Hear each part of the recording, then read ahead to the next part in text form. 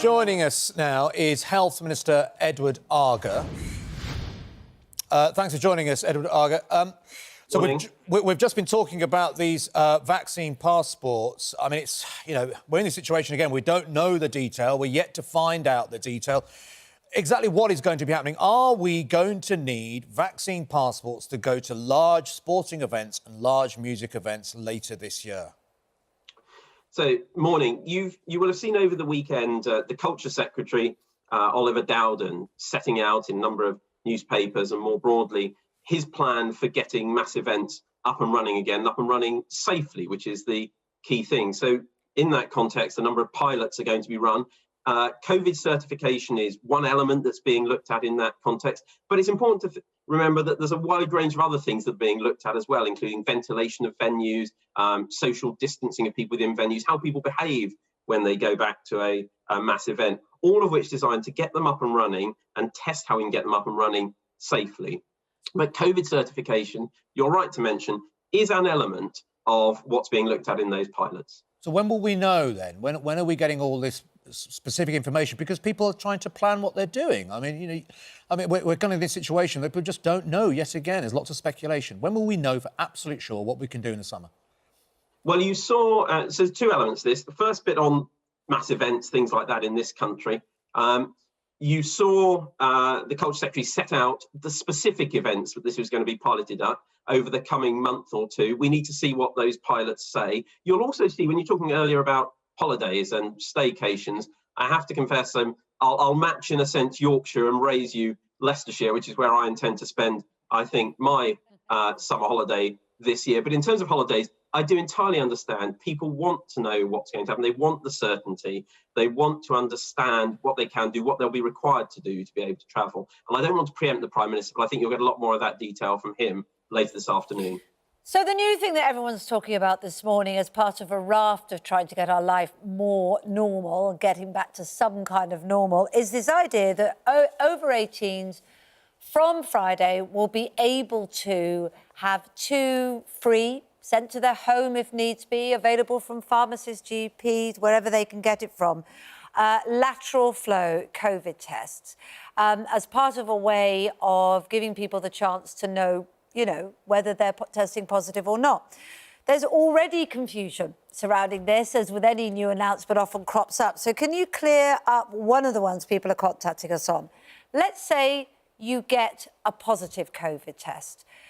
Presumably at that point, you have to isolate and do all the things you do.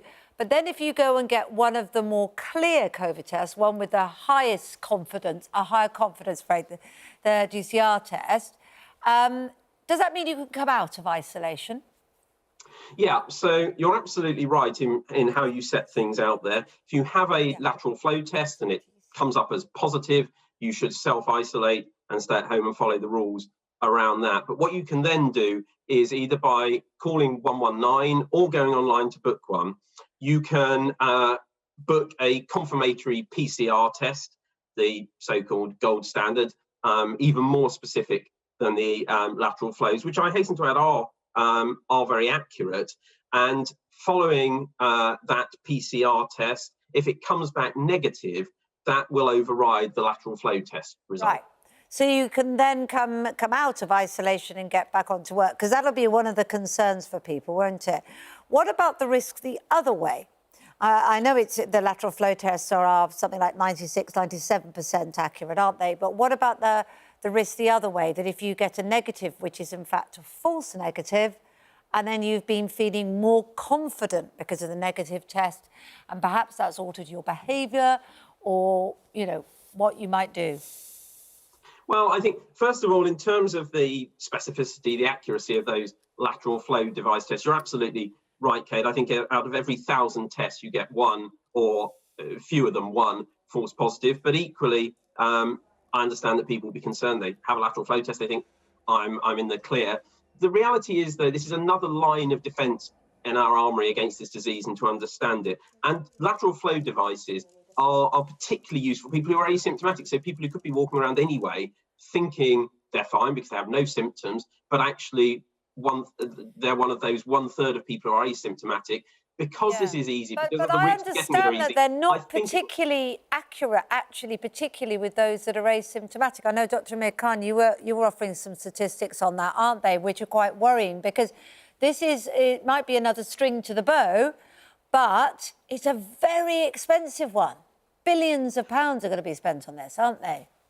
Well, I think so. 2 points there, Kate. In terms of accuracy around those with the lowest infectiousness or asymptomatic, it is more effective. You're right, when people are highly infectious, absolutely right.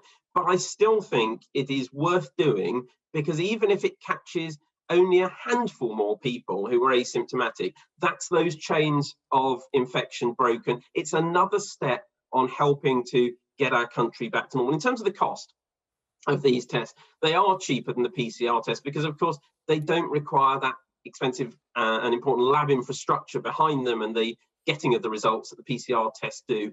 And this is something that's already budgeted for. We've got the £37 billion over 2 years NHS test and trace budget. People often question what that's for. 80% of that is set aside for tests, the actual kits, the science, the bits that do the job, for want of a better way of putting it. It's allocated, but it's not all by any means already spent. And this will be contained within that budget. And we're confident that the money is there for that. But it's important also to remember this is demand led. So we can't predict exactly how much it will cost or how many will be needed, because that depends on people's take up of this. And we're very open about that, but we're confident the money is there already allocated in that budget. Everybody does it. To have those because if you've offered it to everybody, you surely have budgeted for the potential of everybody taking it up. Yeah, we are confident that that budget will cover whatever is needed to meet demand. But what I was saying there, Kate, is you can't exactly predict what that demand will be, because not everyone will avail themselves of this. But you're right, you plan optimistically as to how that would work.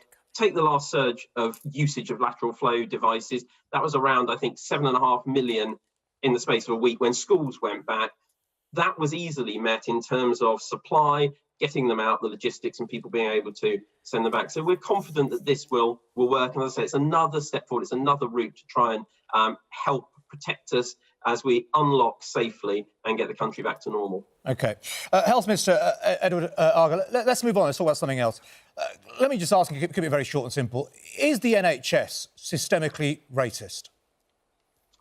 Not in my experience. I have never experienced it, and it's not something I have experienced or seen or have reported to me. But then what do you make of the independent NHS Race and Health Observatory, who made a statement following the race report last week? Its chair, Marie Gabriel, said the observatory believes that tackling persistent ethnic and racial disparities in health and across society is absolutely the right thing to do. And she was disappointed by the conclusions. And she goes on to say, as an evidence-led organisation for observatory, the observatory was disappointed by the several of the headline conclusions of the report, including those on the causes of ethnic inequality. She is kind of saying that there is an issue of systemic racism, and there's been lots of reports since. We spoke to Dr. Amir Khan, who's here in the studio today, and he says he has seen issues where, although you've got 30 to 40% of NHS staff who are of ethnic minority backgrounds, very few of them progress. That is a sign of systemic racism, isn't it? 235 trusts, only 5 of them are led by people of colour. That is a sign of institutional racism, isn't it? Well, there's 2 points there for me. First one about the report, the government report, which I think is a really important contribution to debate on this issue. A lot of experts gave their time and their views to be put forward in that report to help that debate. Going to the specifics of the NHS, I think it is absolutely right that we continue to do everything we can to ensure that people can progress in their careers, irrespective of background, irrespective of ethnicity, irrespective of race, purely on the basis of talent. And it's something we should always look at. In terms of health inequality... Of course, and nobody's going to say that's not the case. But the point is that in this report, it doesn't seem to acknowledge that it's there, and others are very concerned about it. For instance, we often talk about inequality for women. Of those NHS trusts, 42% of them are women, pretty close to half and half of the population. But only 5 out of 234 are. Now, what is being done to explore why that is? If you don't instantly believe it's racism, what is being done to explore ways of making sure that imbalance is corrected? Well, you're absolutely right to highlight that. But you also, if you just let me finish what I was making about health inequalities, which was raised, about outcomes, health outcomes that the observatory touched on, it's absolutely right that we look at inequalities of outcome, inequalities of access to healthcare between different communities. And that's not just about race and ethnicity, it can be about a range of other factors. And that's one of the key things underpinning the reforms that we've put forward in our white paper on reforming the NHS. To your specific point, Kate, I want to see the best people, irrespective of background, irrespective of gender, irrespective of race, coming through our NHS and leading our NHS. So, of course, I'll be looking very carefully, as will my colleague, the Workforce Minister, Helen Whately, at the Health Observatory report, which is another hugely important study, hugely important contribution to this debate about work in progress, but still more work to be done. Helsman, just very quick, if the NHS was institutionally racist, what would be the signs then? What would you be looking for indication that there is a problem of racism with the NHS if it's not these issues that doctors and GPs, Amr Khan and many others are saying? What would you be looking for? What are the signs?